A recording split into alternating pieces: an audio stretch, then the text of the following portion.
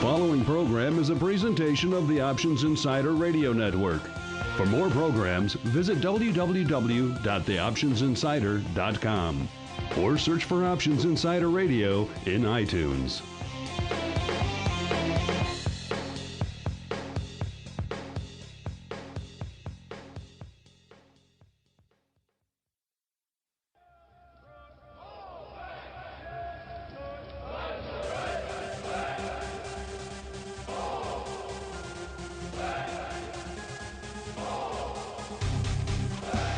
You wanted it, you got it. A radio program that helps teach you options trading inside and out, basic to complex. This is Options Bootcamp, brought to you by Sogo Trade, an extraordinary value in online trading. Why pay more for the same trade when Sogo Trade can deliver for less? Options commissions are just $5 per ticket and 50 cents per contract, and just $3 for stock and ETF trades. Open a new account today and receive 100 free trades. Visit www.sogotrade.com to learn more about all our free trading tools, educational resources, and other resources available to you to enhance your trading experience. Remember, options involve risk and are not suitable for all investors. For more information, please read the characteristics and risks of standardized options available at www.sogotrade.com. Now, let's get you into peak options trading shape. Here are your Options Bootcamp drill instructors, Mark Longo, Dan Passarelli, and John Critchley.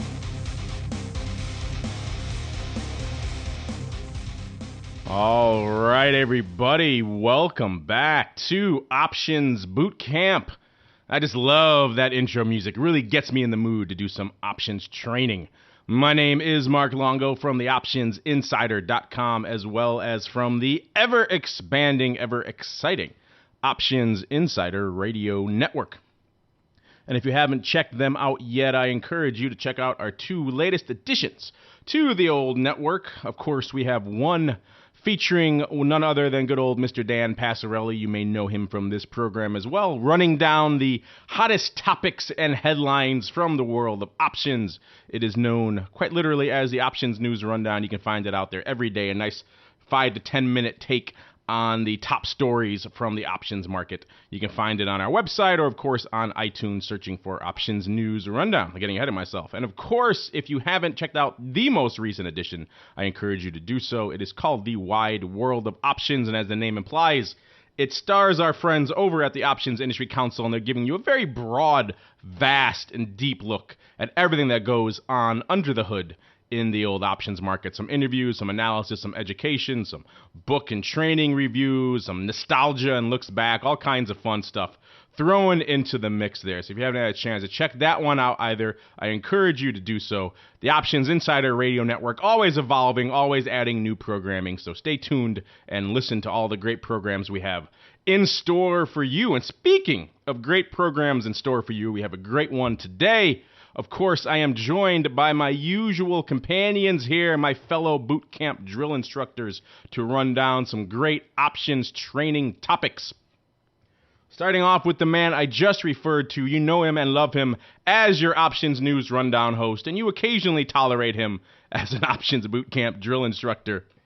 He is Dan Passarelli, the senior domo, shall I say, over there at Market Taker Mentoring. Mr. Passarelli, Mr. P, welcome back to the show, sir. Thank you, and you know what? I'll take occasionally tolerated.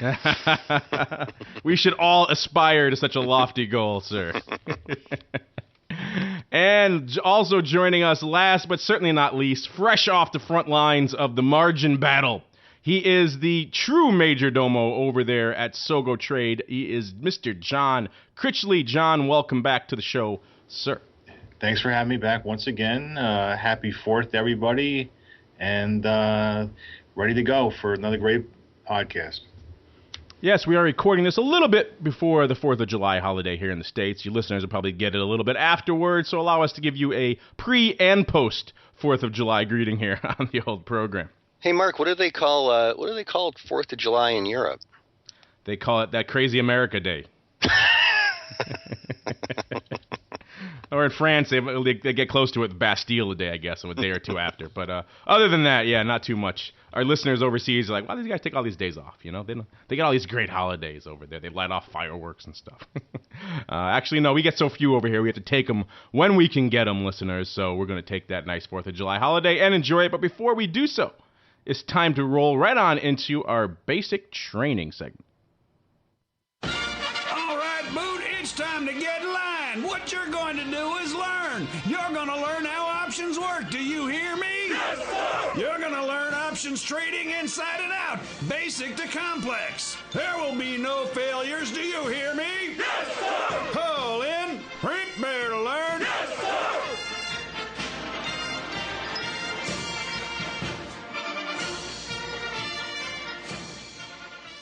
I never thought about it in that context till just now, but that basic training intro has some very good patriotic sounding music in there. A little bit almost Yankee Doodle Dandy-esque, so I suppose it's appropriate given the time of year that we are recording this.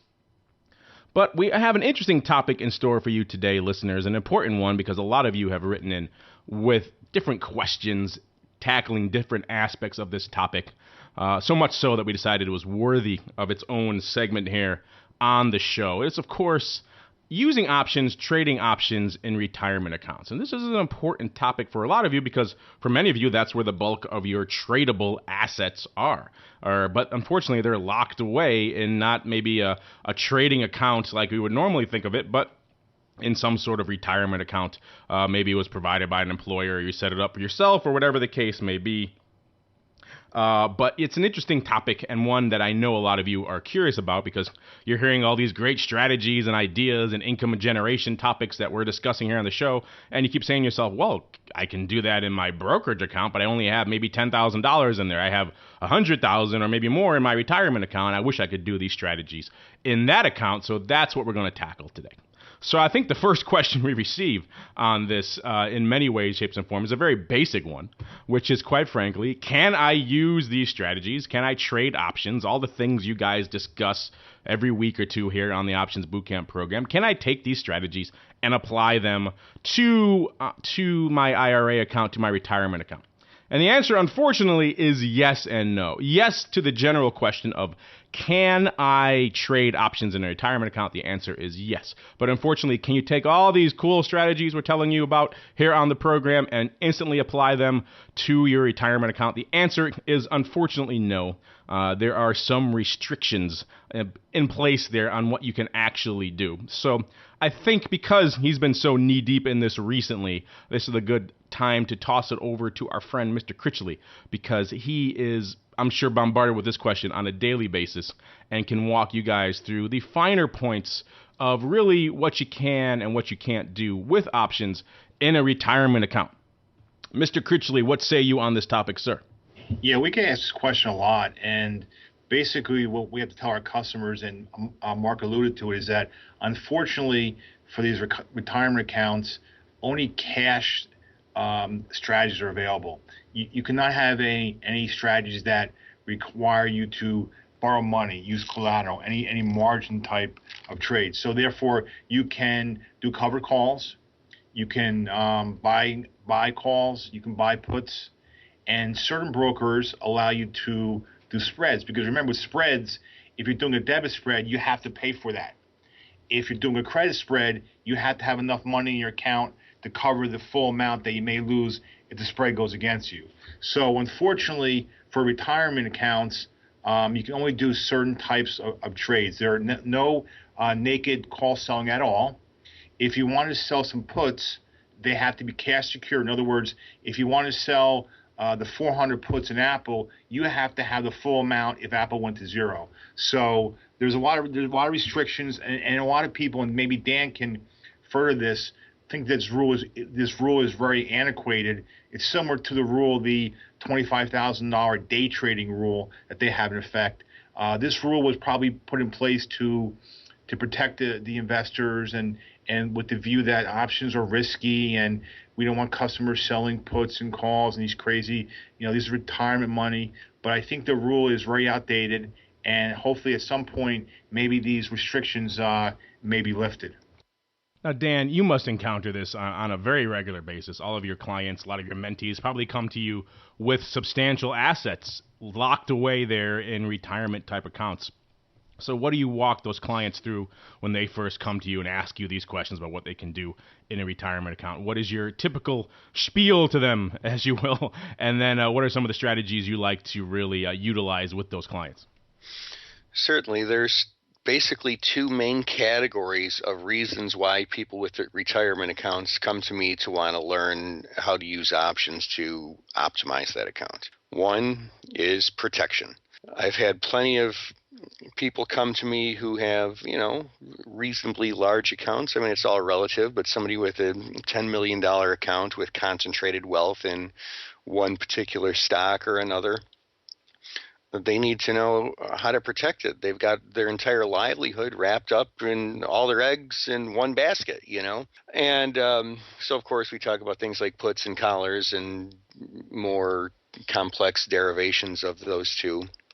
And then the other thing is income generation. I mean, there's plenty of people who have a retirement account, whether big or small, and the market seems to be trading sideways, and there's not really a whole lot of things you can do. I mean, you've heard financial planners say things like, well, the buy and hold strategy yields 8% a year, 10% a year. I don't know. I guess I've heard both. Yeah, in the long run, perhaps that's true. But the way that actually manifests itself is that one year you make 15%, the next year you make 2%, the next year you make 18%, the next year you lose 3%. So in those years where the market's trading sideways or, sideways is somewhat moving lower, how do you generate income on that portfolio besides dividends? Well, you can do things like covered calls and derivations of that in your retirement account. So options are very, very, very useful to long-term investors in an IRA, in a retirement account, and the rules provide really, adequate tools in order to be able to achieve these two goals that I just discussed. It's interesting. A lot of people come to this show and they love to hear the strategies we talk about, but for a variety of reasons they have retirement accounts and they have a lot of assets locked away in those. So it's really, you're limited in what you can do, but we'll get to those limitations now. But then I also want to discuss a little bit later something Dan touched on, which is an interesting way to look at those limitations and how actually there are some very surprising benefits for what you can do with options in a retirement account. But let's run through all that again just to make sure you're clear on what we're talking about here. Retirement accounts, for the most part, pretty much do not allow you to use what we know as margin here in the options world. And margin is really the bedrock of what you can do with a lot of option strategies, is what you need to have to be able to trade in all this leverage that we're talking about here. So you really need to be able to cover everything you're doing with the cash and capital you have on hand in your retirement account. So that gets back to the strategies we've discussed on this show in the past. If you're not familiar with them, you should go back and listen to those episodes again. We talked about writing naked puts on this show previously. Another term for that is cash secured put. And what we mean by that, and what your broker means by that when they tell you have to do these in your retirement account, is that quite simply you have enough capital on hand. So let's say you write a stock at, let's say you write an out-of-the-money put and you collect some premium for that. But if the stock drops, you now are on the hook to buy 100 shares of a $10 stock, let's say. So now you're on the hook for essentially $1,000 if that stock drops. Well, if you're going to write that out-of-the-money put and collect that money in your retirement account, you have to have the $1,000 worth of capital sitting there in your account to actually be able to buy that stock if the worst does come to pass and the stock drops. That's the limitation you really have on you in a retirement account. You can do covered calls as well, but of course that is simply you have to have the stock in place to write the call on it, because if the stock rallies and then gets called away, you need to have the stock in position in place in your account to really cover that type of trade. So we're talking about covered trades here when we're talking about the IRA. And of course, the strategy we discussed earlier on, which is very popular with advisors, of course, the collar, that is combining the long put and the short call. That is, of course, a very popular strategy that a lot of people utilize in these retirement accounts because, quite frankly, these are often long-term holdings you have in these accounts and you want to hedge them and be able to offset the price of some of that hedging. Now, Dan touched on something I want to dive into a little bit more, because you might be saying to yourself right now, oh, wow, that's really limited what I can do. I can write calls, covered calls even. I could sell cash secured puts, and I can pretty much put on collars and buy long puts and do maybe in certain brokerage firms, not even all of them, certain brokerage firms, some debit spreads and maybe some credit spreads if I have the money in it. But really, I'm very limited in what I could do. That's terrible. I wish there was more stuff. And there is some truth to that. Maybe you should be able to do more in a retirement account. But again, it is retirement money. You're supposed to have a little bit more risk-averse stance with that cash. But if you think back now to some of these tax-deferred retirement accounts, not the ones where you put your money in first and then you don't pay, you get tax reductions on that and then everything else is taxable, but these other retirement accounts where you can really trade in and out tax-free essentially until you start taking those distributions down the road. That adds an interesting component to what we're talking about now, because remember, a lot of our shows, we've devoted them to generating income and dividend streams from an underlying, writing calls, writing puts, doing these things that generate income streams. Now, when you think of your retirement account, you might think, well, I could buy a stock and hold it, and I get all of that appreciation tax-free. That is true. But now add this extra component of income now. Now you're writing calls continuously. If you've learned what we've talked about on this show, you're writing calls every month, perhaps even every week if you're very aggressive, but at least every month. So you're maximizing that decay component of the call, and you're collecting that decay on a regular basis on these underlyings that you're holding, and now you're generating an income stream regularly every month, time after time, month after month, year after year. Now start adding all of that income you're generating in that account over the years until your retirement, and guess what? That's tax-free too. So that's a really, really attractive proposition when you start thinking of it that way. So yes, you are limited in what you can do in a retirement account, but there are some very hidden, very stealthy benefits you have when you're trading in these tax-free trading type accounts that people don't really think about when they first come to the world of trading options in IRAs and other retirement type accounts. John or Dan, anything else you want to throw in here before we wrap up? We have a pretty hefty listener mailbag I want to get to, but anything else you guys want to toss in here before we close it up here on trading options in retirement accounts? I just want to add one thing very quickly. Basically when customers call in and ask about trading the retirement accounts, I say stick to the bread and butter, stick to the covered calls, and if you want to, as Dan was saying, if you want to buy some puts or buy some calls, some firms do allow for you to do spreads, and if you investigate further, they put hefty requirements. You must have a cash reserve and above and beyond the amount of money in there, and all that kind of restrictions. So my advice is stick to the basic trades for your retirement accounts, and if you want to use some speculative money to do some more risky trades, open a separate account, and it won't cost you anything. You actually might get some more free trades at some places, including Sogo Trade, and do your risky trades there, or your riskier or your margin trades in that account. So now you have two accounts. You have your safe account and you have your margin account. That's my advice. Good advice there, sir. And you're right. That is something to keep in mind, particularly when you're looking for where you want to house your retirement accounts, because most brokers don't allow you to do much in the way of extra stuff beyond covered calls and protective puts and things like that. And B, if they do, the margin requirements are pretty onerous. So the opportunity cost of doing those trades may not be worth it in the end of the day. So stick with the simple stuff like John was just outlining, covered calls, maybe collars, maybe some cash secured puts to get into your long underlying positions. Remember, at the end of the day, everything you've learned on the show still applies in that account. You still want to take care and maximize your Greeks. You still want to use option strategies to leg into your long underlying positions whenever possible, as opposed to just working limit orders and stocks. You still want to generate income from those underlyings while you hold them, and you can do all of those things in a retirement account. You have to just be a little bit clever about the way you go about it. So there we go. Quick wrap up there on using options, trading options in your retirement accounts. If you have more questions, we'd love to hear from you. Just shoot us an email over here at questions@theoptionsinsider.com. Be sure to put the name of the show you want to have us answer it on. Of course, in this case, it would be Options Bootcamp. Or you can find John and Dan online and shoot your questions to them. John is an expert in this realm of using margin and things like that in your trading accounts. So if you have some specific margin type questions, he's a great one to shoot those to over there at sogotrade.com. And now, speaking of shooting in your questions, we're going to keep on rolling because we have some good ones for the listener mailbag. It is time once again for the mail call.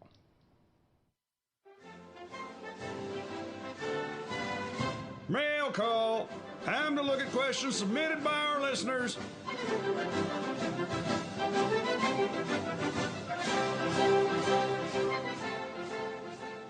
All right, everybody, welcome to the old mail call segment. This is the portion of the show where we highlight the questions sent in from you, the listeners. And quite frankly, don't tell Dan and John, this is my favorite part of the show because we get to hear what you guys are thinking about and the questions you guys have. And really, because this show is aimed at you, the basic retail options trader, and helping you overcome those initial hurdles when you first approach options trading, this really is a crucial and very important part of the show. So we're going to kick things off with a question that I think has Mr. Passarelli written all over it, because quite frankly, I don't know what the answer to this one is. So this is a question from Amon16, and he writes, where does the iron part of the term iron fly, iron butterfly, iron condor originate from? This is the, we get these questions every now and then about the derivation of options terminology. Some of it makes sense, some of it less so. This is one of those latter cases that I am happy to throw over to you, my black-hatted counterpart, Mr. Passarelli. What is your knowledge of the derivation of the term iron butterfly and iron condor? Well, I mean, linguistically, I don't really know where to go with that. But in fact, it's actually kind of ironic because it's the iron butterfly or iron condor is actually, from a meat of premium standpoint, lighter than its, you're right. Lighter than its conventional counterpart. So the difference here, guys, is for an iron. What was the question? What's the context of the question? Butterfly or condor? He just wants to know where the iron terminology comes from. Oh, well, okay. So let's look at it in terms of a iron condor. So a traditional condor, it's all calls, right? I buy a call, I sell a higher strike call, sell a higher strike call, buy a further higher strike call. But that first call spread, the first call I buy and the first call that I sell, they're the lowest strike ones. That's basically a bull call spread. Now, one of the things that I try and teach in some of my more advanced classes is the concept of synthetics. If I have a debit call spread that is synthetically identical to a credit put spread using the same month and strikes. So, for example, if I'm long an in the money 45 call and short an in the money 50 call, that is synthetically exactly the same from a risk reward standpoint as being long a 45 strike put and short a 50 strike put that are both out of the money. So what we do with an iron is we take the in the money options and we do the synthetic equivalent. So therefore the iron condor would be long a 45 put, short a 50 put, short a 55 call, long a 60 call. And so really there's less premium involved because instead of doing these meaty in the money options with lots of option premium involved in them, there's less option premium involved because it's just the out of the money premium. It's just there's no intrinsic value. So that's the operative difference really, is that you're kind of streamlining a little bit the way I look at it. You're just trading all out of the monies. You're just trading a couple of credit spreads. And really, even though it's synthetically the same, I think in a lot of traders' minds, it's a lot simpler to do the iron. And not to mention, you probably do a little better with slippage because those out-of-the-money bid-ask spreads are likely to be tighter. Well, the iron fly, as I've said many times on this show, is one of my favorite strategies. So thank you for that rundown of what an iron fly and an iron condor are, Dan. Of course, that was not the question. So, Dan, that was a long way about of Dan also saying he doesn't know either. Yeah.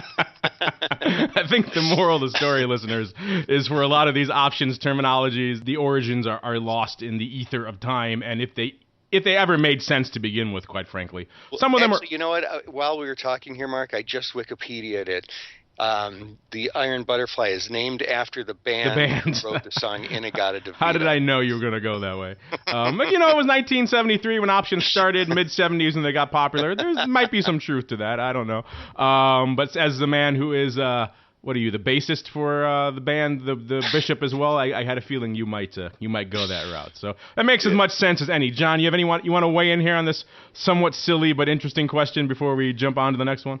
I think the iron just comes from the fact that even though it may not make too much sense, I think it's just the combination of using a put spread and call spread strengthens the condor or the butterfly.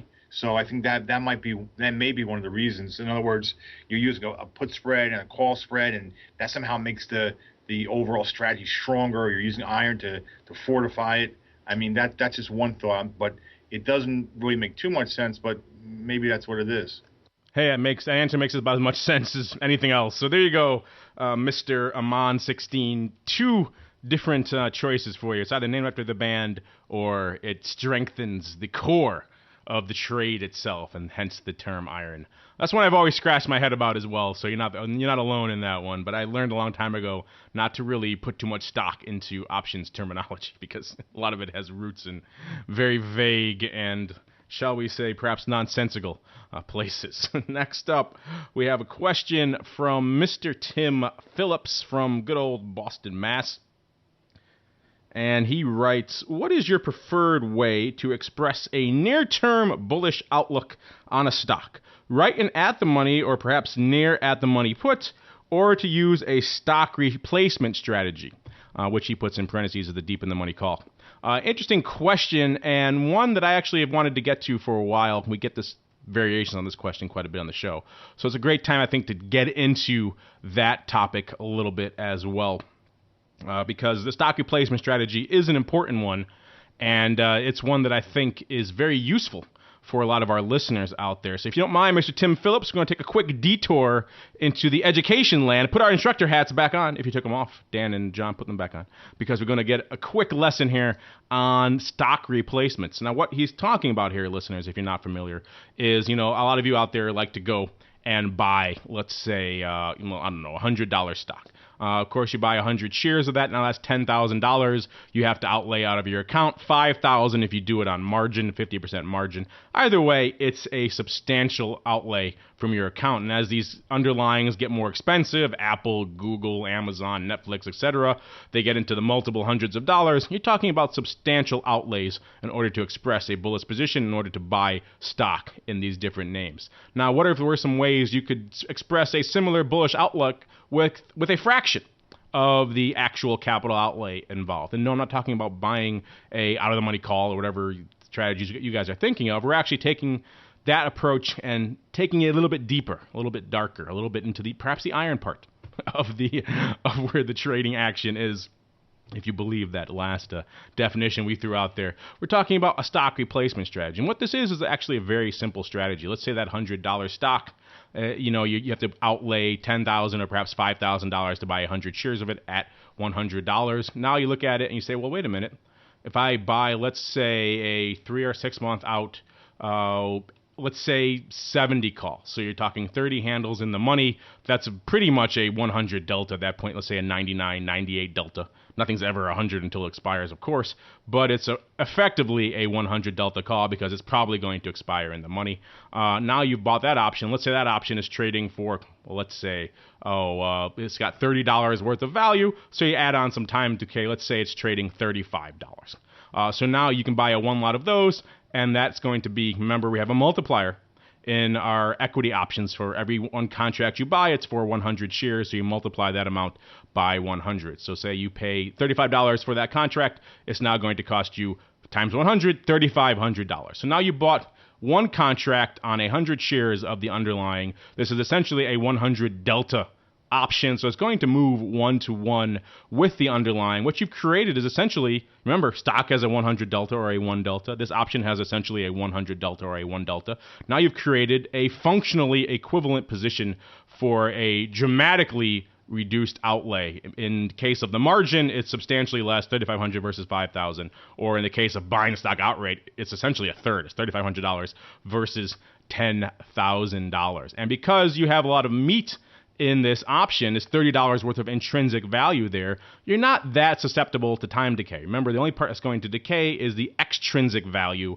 the portion of this strategy that is essentially time premium. That's that extra $5 that you're paying. So that might decay to zero if the stock stays where it is or drops a little bit. But the actual $30 of value, that's only going to go away if the underlying drops. The same thing as if you bought a stock. So now you see what you've done here is you created this functionally equivalent position for a dramatically reduced outlay. And that's what we mean by a stock replacement strategy, listeners, using options. So now that we've done that quick rundown, Dan, when students come to you saying, hey, I have a bullish outlook in this stock, let's say a near-term bullish outlook, as our friend Mr. Tim Phillips asked about in this question, what's your preferred MO? You want to write that put, or do you want to, as we discussed in this case, perhaps buy that deep in the money call and do the stock replacement strategy? Well, those are very different positions. I mean, they're not really interchangeable the way I look at it. You have to let the market tell you what to do. I mean, if volatility is oppressively expensive, you sure wouldn't be buying calls. If volatility is, you would then rather sell a put spread or sell a put, or depending on your objective. Traders always need to keep in mind that options are not just directional vehicles. There's more to it. There's time and there's volatility. And if you're not taking that into account in which strategies, which very specific strategies you're selecting for the situation, I mean, you're doing yourself a disservice. I mean, there's plenty of times where people are good at picking direction and they lose money trading options because they don't know the answers to these questions, because they don't know that, I need to look at volatility to see if these options are cheap or expensive to determine whether I should be buying them or selling them, or, I need to look at time decay. If I'm plan on holding this call for 3 months, do I want to buy a front month at the money option with the highest theta on the board? So people need to, option traders always need to push themselves to get better, just like in any other profession. You should always strive to get better, and how you do that is furthering your knowledge, to appreciate the fact that, hey, options are complex. Let's push myself to get to the next iteration of complexity, understand them better, make better trading decisions, and that's how you make more money trading options. That's a good point. Of course, Tim, these are not exactly functionally equivalent strategies you outlined here. Maybe at the end of the day, the outlook is somewhat similar in that they're both bullish underlying strategies. That's kind of where the similarities end. Remember, we talked about synthetics before and the differences of buying and selling on the same strike and what that actually means. I encourage you to go back and download that episode again, The Joy of Synthetics, if you haven't, Tim, because I think that might walk you through some of the differences here. But maybe before we go any further, Dan, I didn't give you a chance to really reflect on the stock replacement strategy in and of itself. Is this one of your favorite strategies? Do you utilize it a lot? Do you recommend it to your clients? Do you take a dim view of it? What's your take on the stock replacement strategy as a whole? Yeah, buying an in-the-money call, basically, right? Yeah, essentially. Yeah, I think a stock replacement strategy for the right set of circumstances is the right strategy. I think what I tell my students to look for is if you're studying a stock and you're looking for it to continue on a steady upward trajectory, for a long time, like for example how the S&P 500 was up until a few weeks ago. It was just steadily climbing slowly. In the like a 2-month in the money call is about the best way you can play a situation like that, especially in that low volatility environment we were enjoying. People selling put credit spreads, they probably made money too, but they didn't make as much as the guys doing that stock replacement strategy, buying those 2-month 70 to 80 delta calls. So that's when I recommend using a strategy like that. And Mr. John, I'm sure you get this question on a somewhat regular basis, the old stock replacement strategy. So maybe we'll start there with you as well. What's your take on this strategy as a whole, its efficacy, whether you like it, whether you utilize it, whether you recommend it to clients? And then maybe what's your take here on what the situation, the scenario that Mr. Phillips has outlined, the short put spread versus the stock replacement long in the money call? Yeah, there's a lot of questions there. I personally, taking the last question first, I personally like the stock replacement strategy better because there you can only lose what you paid for the call. So if I buy a deep in the money call, it's not too deep in the money. Basically, as if you go back to our other podcasts, what you'll see is that of course you can only lose what you paid, but you're basically paying for the difference is the premium over parity, and you're paying just a little bit more maybe, and that'd be the equivalent to the price of the puts. So I like that strategy better. And again, Dan and Mark hit on some great points. It's a factor of how high, if you educate yourself as a trader and as a retail customer, how high do you think implied volatility is? Because if the implied volatility is extremely high, then selling the puts might be the great trade. You might be selling a lot of what they call juice, which means a lot of premium, a lot of fat in the option. So that might be a great strategy. And then conversely, if volatility is very low, why would you want to sell the puts and not get much back? So then you definitely do these stock replacements. So I think it's a great strategy. And as we spoke in the past, it frees up capital to invest elsewhere. So I think that more and more money managers and asset managers are using this strategy, and I think it's a great way for the retail customers to more wisely allocate their resources. I agree. I think it's a great strategy as well. I think one that many more basic retail traders should be using. If you're trading a lot of stock, there's no reason that you shouldn't be using stock replacements on a regular basis.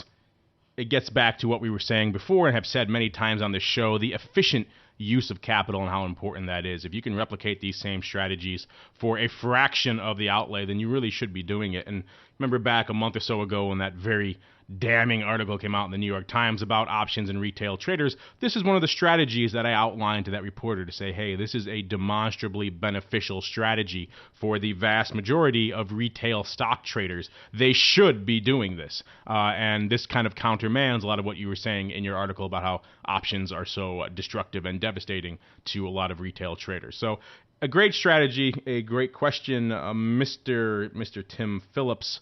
I should add an addendum to this that there are different ways you could construct a stock replacement strategy. A stock replacement strategy may mean different things to different people.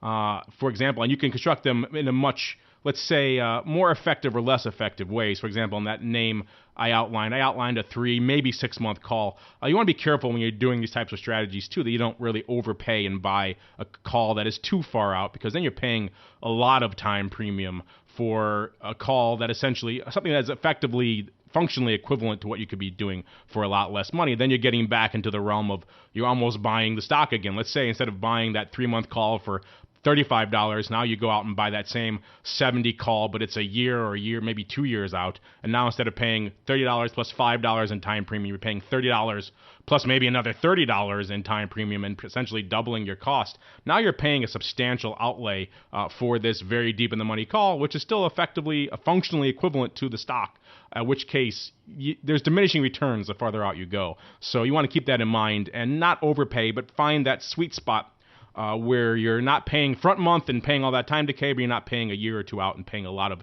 extra time premium that you really don't need and are really just reducing the efficacy of your strategy. So keep that in mind. And also, as we get more advanced, we talked about synthetics in the past. Maybe down the road we'll get into things like combos and how you can really construct a exact replica of the underlying by using a combo, selling a put, buying a call on the same strike, and synthetically trading the stock that way. That, of course, is a little bit more advanced. We'll probably save that for a rainy day. But another way that some more advanced traders may think of when they're thinking of stock replacement, of course, that's essentially a one-to-one type stock strategy. So that's a little bit more daunting for some of our basic retail listeners. But we'll get to that down the road. If you listen to our Synthetics or Joy of Synthetics episode, then you are already somewhat familiar with those concepts. So now we're going to keep on rolling. A similar question, so we'll hit on this really quickly, came from Twitter from Mr. I guess Tebow or Tebow. I love these Twitter handles. And he writes in, again, everyone's got stock replacement on the mind, I guess. I guess it goes back to what you were saying, Dan, about how this is a good time for stock replacement strategies, or at least it was over the past few months. He says, when should I use a stock replacement strategy versus a call or a call vertical?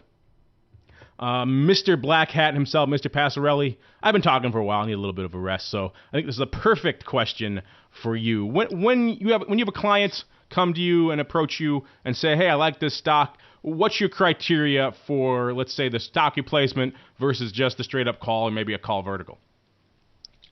This goes exactly back to what I just said before. There's more to options than just simply think stock's going up. Or think stock's going down. It's more than just direction. There's the degree of direction. Trading options, there's an art to it. Like, maybe this is a ridiculous example. Mark, I might have to have you cut this one out if it totally fails. We love ridiculous examples here. And we'll highlight it and we'll make it the key sample at the top of the show for everyone to hear. Right. But you ever go into like a sandwich shop and order a sandwich? And sometimes a sandwich, like you order whatever, Italian, whatever sandwich.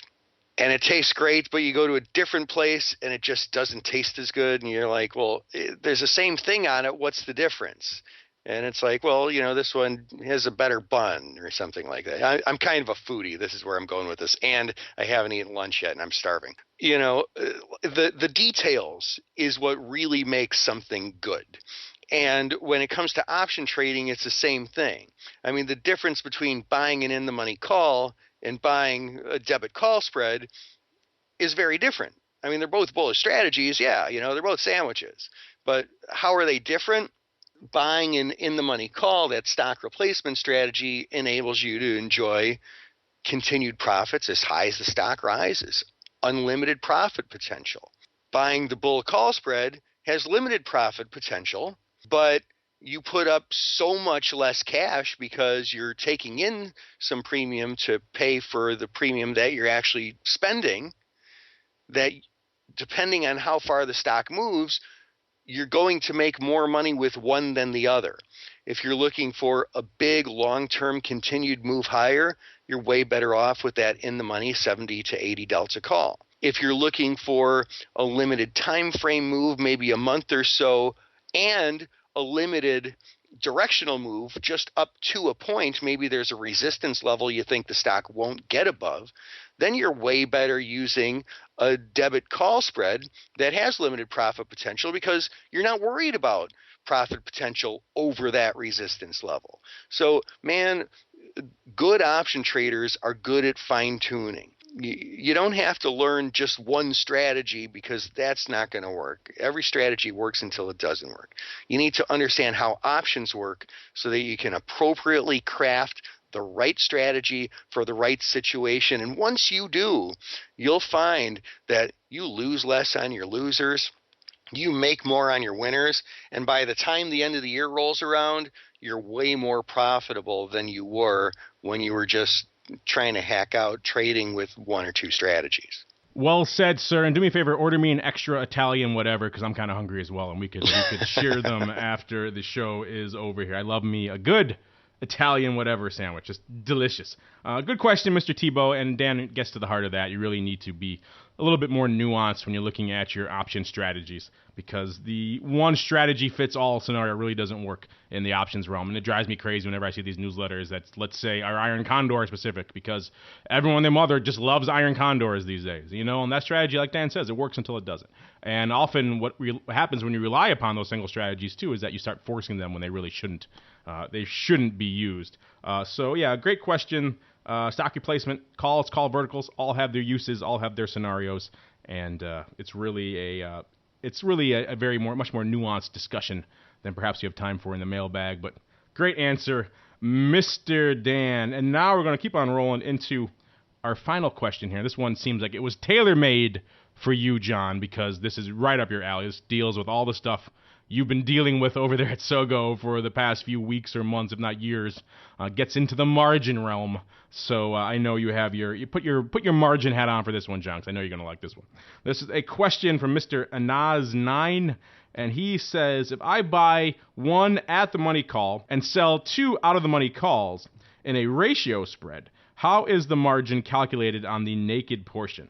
Is it the same as selling a naked out of the money call?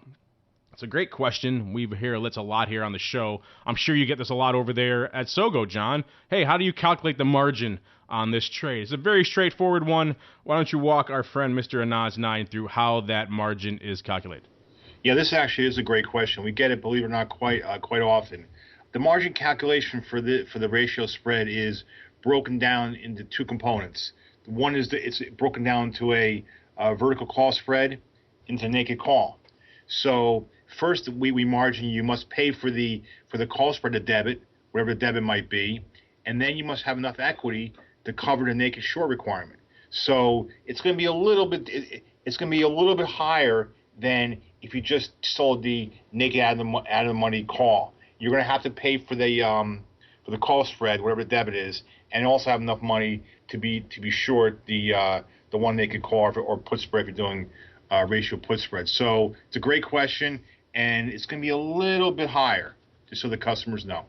Thank you for that, Mr. Margin Guru. And I like to see these questions come in because it shows that our listeners are starting to think beyond just the basic strategies. They're starting to think about how these strategies impact their account from a variety of different ways. So I like when I see these questions filtering in because it shows our listeners are graduating to that next level. Of course, the ratio, very attractive spread for a variety of reasons. People like to start off using verticals and they realize, hey, if I add a ratio to this vertical, now I'm not paying as much. Maybe I'm even collecting a credit for this spread. It's a very attractive proposition. I just encourage a lot of our listeners to use caution when they approach the ratio spread because it is very tempting to start saying, well, if I do this 1x2, I can make this spread for only a dime as opposed to $1. Now, if I do it 1x3, I'm collecting 60 cents. That's an attractive thing to start levering up that ratio. But think about 2 things in that spread. First off, of course, there's that naked risk component that you're adding to that naked levered side of the trade. And secondly, there's no free lunch in the options game. John just ran it through.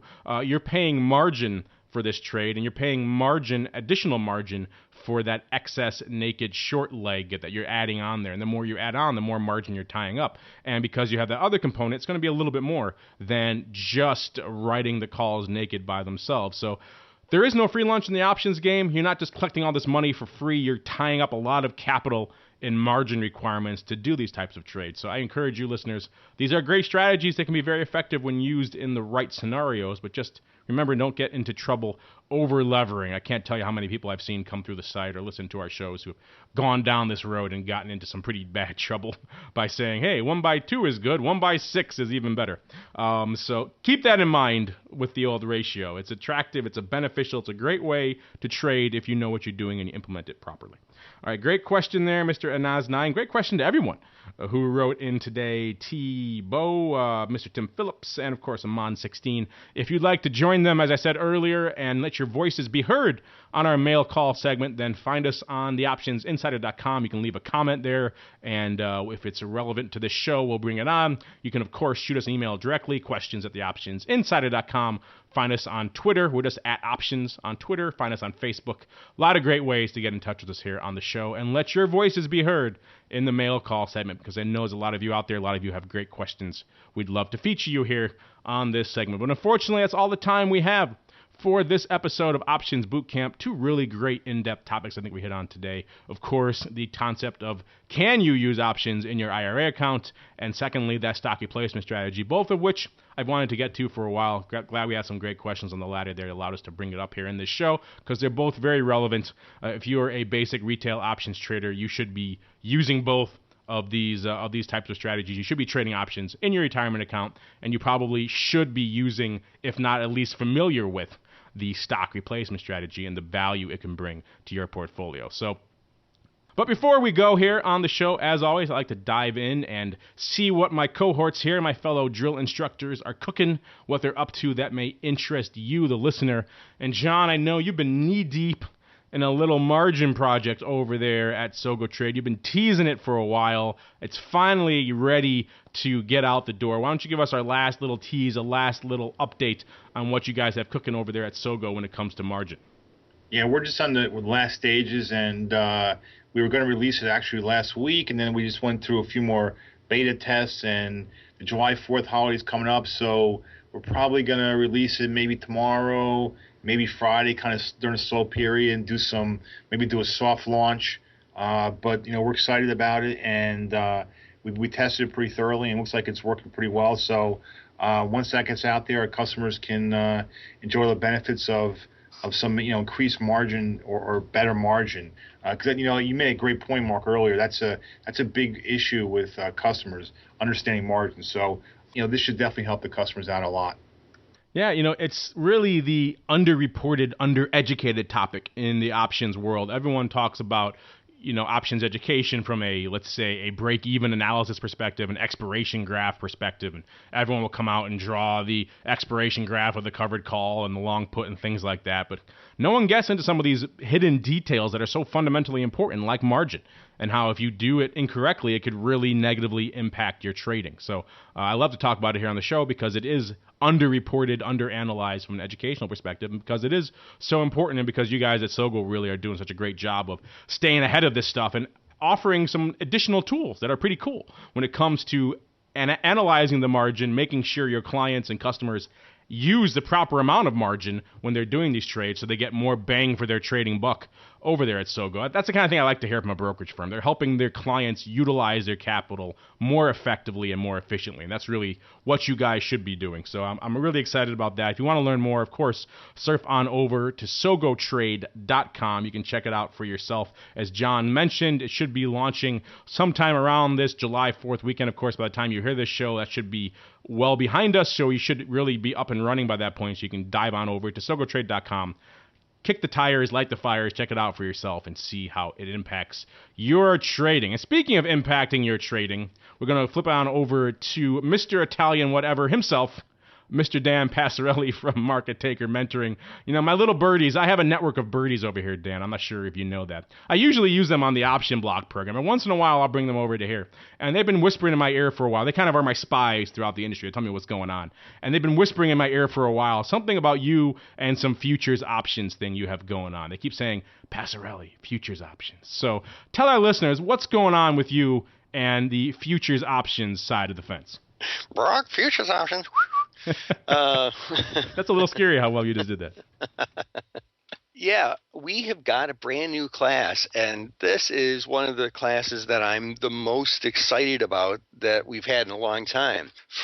This is Market Taker's 5th year bringing options to the masses, and we've strictly stuck to securities options up until now. And man, I would get a couple of people a month say, oh, I love your classes, but I trade futures options. When are you going to have a class on that? So let's fill some demand, guys. Here it is. Futures options class just for you. It's an everyday class. It's fantastic. Our students love it. We've got one of the best guys in the business, a guy who's been in futures options for 25 years. He every day goes through every trade out there in futures options, shows you the setups real time, shows you the best way to play it. You can get great trade ideas and the education needed to actually make the trades. So if you are interested, you can hit me up, or you can just visit markettaker.com and you can learn about our futures options class. Pretty exciting stuff. It seems like the whole world is starting to discover just en masse futures options and just the commodity realm in general, whether they're using, let's say, ETFs and options on ETFs to start getting their feet wet in the commodities and then graduating to the big futures options, or whatever the path they take. We're getting just inundated these days with questions about futures options, which is why we're going to be launching a show about them very shortly. Stay tuned for that, listeners. I'll give you more information as soon as it's available. But you're right, Dan. It is a very underserved and very interesting area of the options market. And I'm looking forward to hearing more about your class and, of course, to eventually launching our show on this topic sometime in the near future. But unfortunately, that's all the time we have for today's episode of Options Bootcamp. I want to thank my cohorts, my partners in crime, Dan and John, for joining me on the show today. And of course, most importantly, I want to thank you guys out there in the listening audience. You guys are the ones who have propelled this show to the top of iTunes time and again. And you're the ones who have sent in such great questions. And you make this show such an interesting and fun show to do every episode. So thanks again for listening. And we'll see you next time right here on Options Bootcamp. Options Bootcamp is brought to you by Sogo Trade, an extraordinary value in online trading. Why pay more for the same trade when Sogo Trade can deliver for less? Options commissions are just $5 per ticket and 50 cents per contract, and just $3 for stock and ETF trades. Open a new account today and receive 100 free trades. Visit www.sogotrade.com to learn more about all our free trading tools, educational resources, and other resources available to you to enhance your trading experience. Remember, options involve risk and are not suitable for all investors. For more information, please read the characteristics and risks of standardized options available at www.sogotrade.com. Options Bootcamp is produced by the Options Insider, Inc. All rights reserved.